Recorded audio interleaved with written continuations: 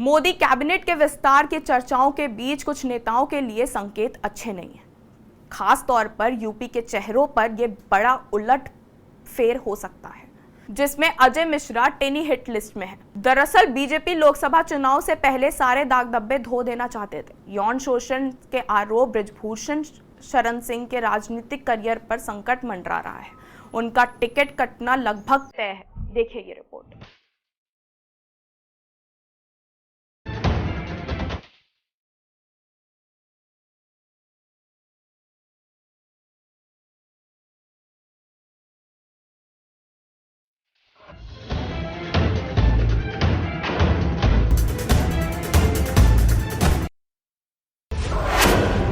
क्या कैबिनेट से हटेंगे विवादित चेहरे? बीजेपी दाग धब्बे मिटाने की फिराक में। टेनी और बृजभूषण पर लटकी तलवार। अगले मंत्रिमंडल विस्तार में होंगे कई बड़े फैसले। मंत्रिमंडल से टेनी की विदाई लगभग तय, टिकट पर भी संशय। बृजभूषण के राजनीतिक करियर पर संकट के बादल। बृजभूषण के बेटे प्रतीक पर दाव लगा सकती है बीजेपी।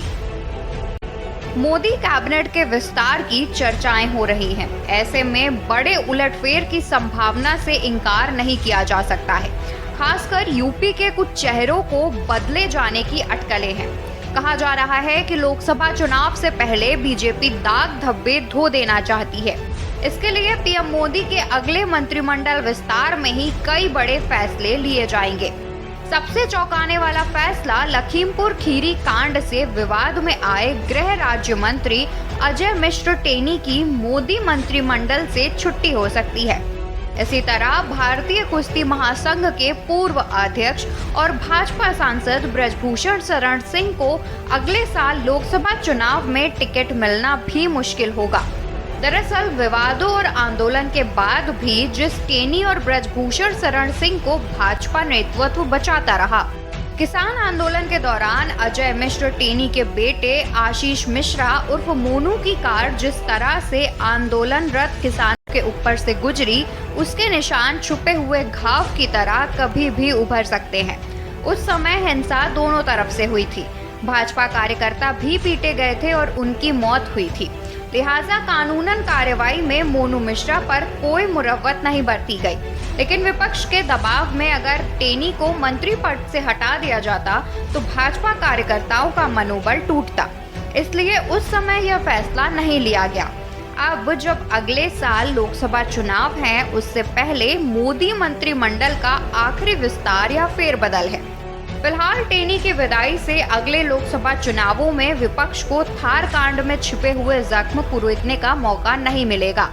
इससे भी ज्यादा महत्वपूर्ण है कि जिस मंत्रालय में वह है, वहां उनकी उपयोगिता भी बहुत नहीं है।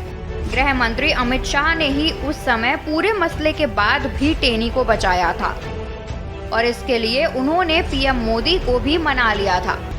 मगर अब चुनाव से पहले टेनी की विदाई तो मंत्रिमंडल से होगी ही, वहीं लोकसभा टिकट भी उन्हें मिलेगा या नहीं, इस पर भी संशय है। इसी तरह बृजभूषण शरण सिंह के राजनीतिक करियर पर संकट मंडरा रहा है। अंतर्राष्ट्रीय स्तर पर कुश्ती में भारत का सम्मान बढ़ाने वाले पहलवानों के सड़कों पर उतरने और गंभीर आरोपों से सिंह तुरंत भले ही बचे हों, उन पर पुलिस की कार्रवाई न हुई हो, लेकिन राजनीतिक आधार पर उनके खिलाफ कड़ा फैसला लिया जाना तय माना जा रहा है। दरअसल केंद्र सरकार और भाजपा का मानना था कि बृजभूषण शरण सिंह पर लगाए गए यौन उत्पीड़न के आरोप पूरी तरह से राजनीति से प्रेरित हैं। राजनीतिक साजिशों और दबावों पर भाजपा झुकती नहीं।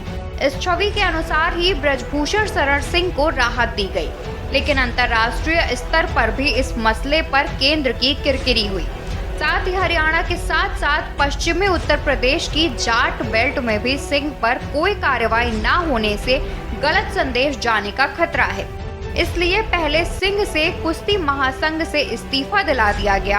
अब लोकसभा चुनाव में इस दफा बृजभूषण शरण सिंह के बजाय उनके बेटे प्रतीक को पार्टी उतार सकती है।